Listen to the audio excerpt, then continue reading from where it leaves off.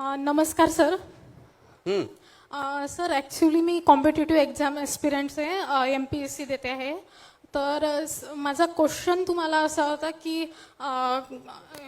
अपयश जे येत आहे एक्झाम देताना, सतत अटेम्प्ट देताना जे अपयश येते 1-2 मार्कांनी आपला अटेम्प्ट हुकतो आणि आयोग वेगवेगळे निर्णय घेतात. म्हणजे आता 2026ची ग्रुप सीची एक्झाम आहे ती सध्या तरी थोपवली आहे, पण 2027ला नॉर्मलायझेशन पद्धत अवलंबण्यात येणार आहे.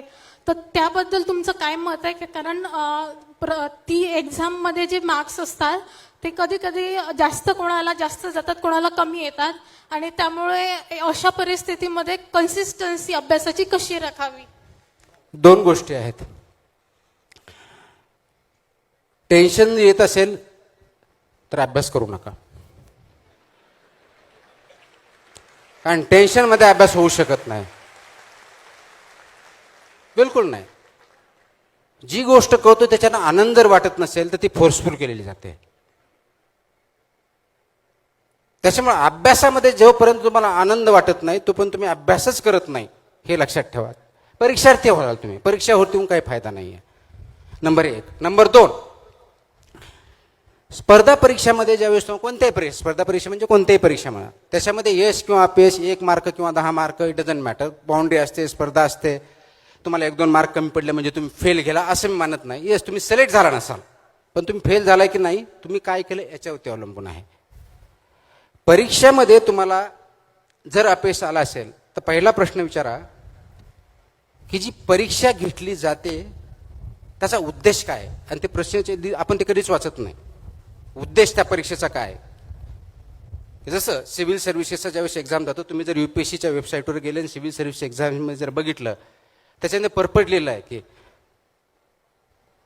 तुमचा पर्पज काय, ऑब्जेक्टिव्ह काय आहे परीक्षा घेण्याचा. आणि त्याच्यामध्ये असं लिहिलेलं असतं, MPSCच्या कोणत्याही परीक्षेमध्ये ते लिहिलेलं असतं की याच्यामध्ये सुटेबल कॅन्डिडेट निवडण्यासाठी ही परीक्षा घेतली जाते. प्लीज अंडरस्टँड करा, सुटेबल. सर्वात हुशार असं त्यांनी म्हटलेलं नाही आहे,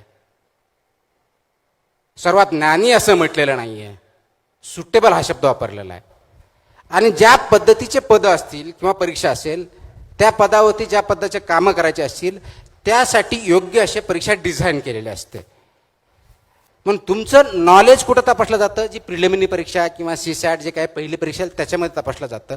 ती पास झालं म्हणजे तुम्ही मिनिमम क्वालिफाईड आहात, त्याचा अर्थ होतं की मिनिमम तुमच्याकडे नॉलेज आहे. त्याच्या पुढची जी ॲक्च्युअल परीक्षा असते ज्याच्या आधारे सिलेक्शन होतं, त्याच्यामुळे तुमची सुटेबिलिटी चेक केली जाते. मग सुटेबिलिटी कोणती? आता मलाही त्यावेळेस प्रश्न पडायचा ज्यावेळेस मी परीक्षा घ्यायचो, हे लँग्वेजमध्ये एसे लिहून काय मला IAS होऊन एसे लिहायचं आहे का मला, असा प्रश्न पडायचा. पण त्याचे उत्तर ज्यावेळेस मी IAS मध्ये आलो त्यावेळेस भेटायला लागले. किंवा प्रेसी रायटिंग असतं की सारांश लेखन लिहा, मला काय करायचं काय, मला ऑथर व्हायचं का प्रेसी रायटिंग लिहायला कमी जास्त, म्हणजे असा प्रश्न त्यावेळेस पडायचा. पण त्याचे उत्तर आत्ता भेटतात, कारण ज्यावेळेस आम्ही पॉलिसी ड्राफ्ट करतो, GR काढतो, त्यावेळेस कमी शब्दात लोकांपर्यंत कम्युनिकेट करण्यासाठी तुम्हाला 100 पानाचं तुम्हाला 2 पानात करता येतं का, हे त्यासाठी उपयोग पडतं. मग परीक्षा त्या पद्धतीने डिझाईन केलेली असते. तर ही डिझाईन ज्यावेळेस केली ती सुटेबिलिटी चेक केली जाते, आणि म्हणून ती परीक्षा ज्या पदासाठी आहे तशा प्रकारचे क्वेश्चन डिझाईन केले जातात. फक्त तुमचं नॉलेज चेक केलं जात नाही, माहिती चेक केली जात नाही, कारण ते 20-30-40% माहितीचे प्रश्न असतात, बाकीचे अनालिटिकल प्रश्न असतात. आणि त्याचं उत्तर तुम्ही करेक्ट किंवा इनकरेक्ट नसतं, योग्य किंवा अयोग्य असतं. बेस्ट, बेटर, गुड, ॲव्हरेज अशा प्रकारचे उत्तर असतात. तर परीक्षेची नेचर तुम्ही अगोदर समजून घ्या आणि त्यानंतर अभ्यास करा. पहिलं टेन्शन घेऊ नका. आनंद जर वाटत नसेल तर म्हणजे you are not suitable for that exam, किंवा त्या स्टडी करायला सुटेबल नाही, ते पहिलं लक्षात घ्या. दुसरी गोष्ट, त्या पदासाठी आपण न्याय देणार आहोत का, ते पद आपल्याला न्याय देणार का हे नका विचारू, त्या पदाला आपण न्याय देणार का हे विचारा. आणि ते जर योग्य वाटत असेल, ती भूमिका जर तुम्ही समजून घेत असाल आणि योग्य वाटलं तर त्यासाठी तयारी करा.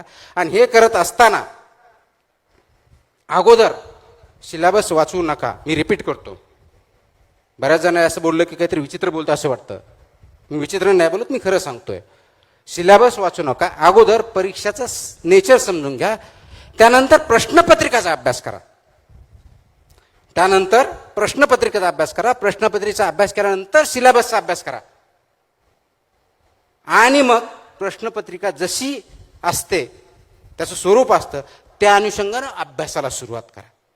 तुम्ही किती पुस्तक वाचले, किती वेळ अभ्यास केला, हे तुम्हाला परीक्षेत कुणीही विचारणार नाही किंवा मार्क देणार, त्याच्यावर बघणार नाही. तुम्ही जर लिहिलं मी 15 तास केलं तरी तो काय मार्क देणार नाही. तो फक्त उत्तर काय लिहिलं आहे, कसं लिहिलं आहे, योग्य की अयोग्य आहे, याच्यावरती मार्क देणार आहे. तर तुम्हाला बेस्ट आन्सर लिहिता आलं पाहिजे. ही जर करण्याची आपली तयारी असेल तर आपण ती स्पर्धा परीक्षा द्यावी, अन्यथा दुसरा मार्ग आपल्याला जो घडतो तो चूज करावा. त्याच्यामुळं फ्रस्ट्रेट होण्याचं कारण नाही.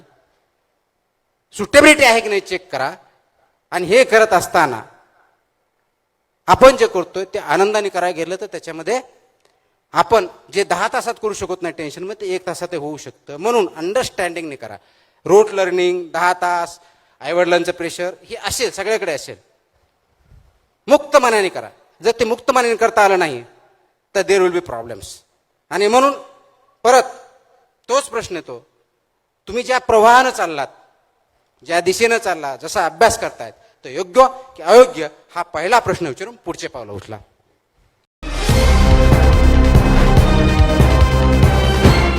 पाहत रहा फक्त जनविकास न्यूज. सत्य, संघर्ष आणि जनतेचा विश्वास.